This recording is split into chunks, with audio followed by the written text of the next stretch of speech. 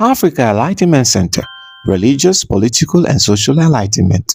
I medicalized 17 years ago at an LGBT center. I'm a CSA survivor. Doctors told me that what was wrong with me and how I felt about my body was not from CSA, even though I went there and said, did CSA make me this way? CSA? Yes, a childhood sexual assault.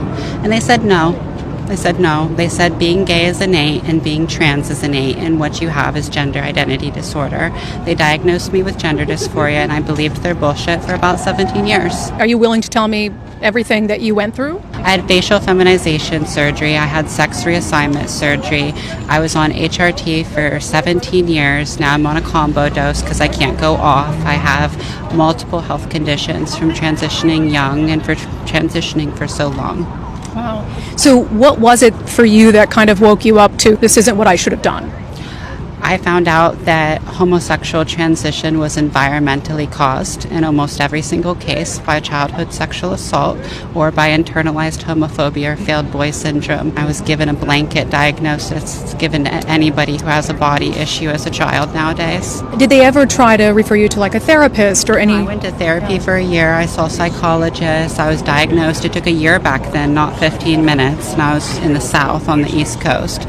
But they still believed that transsexualism was innate, that gender identity was this innate disorder that people just had, and like CSA didn't really rule you out.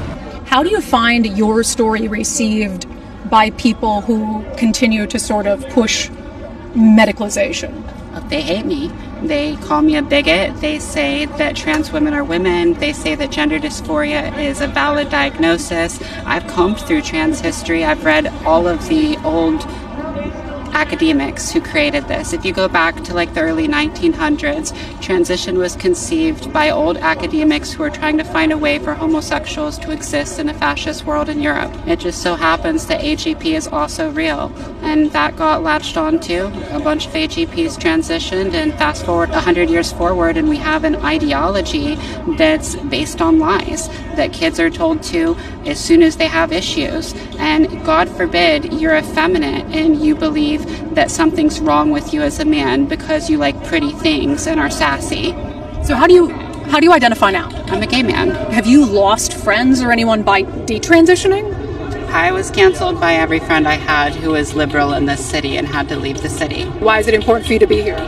Because people are being lied to when they're being diagnosed. They're not being diagnosed with what actually causes the gender dysphoria. They're just being diagnosed with a symptom of a problem. And there are multiple problems that cause those symptoms. And when you don't appropriately diagnose people, you lead them into a life of ruin. All of these interventions are permanent, they're irreversible, and they lied to me.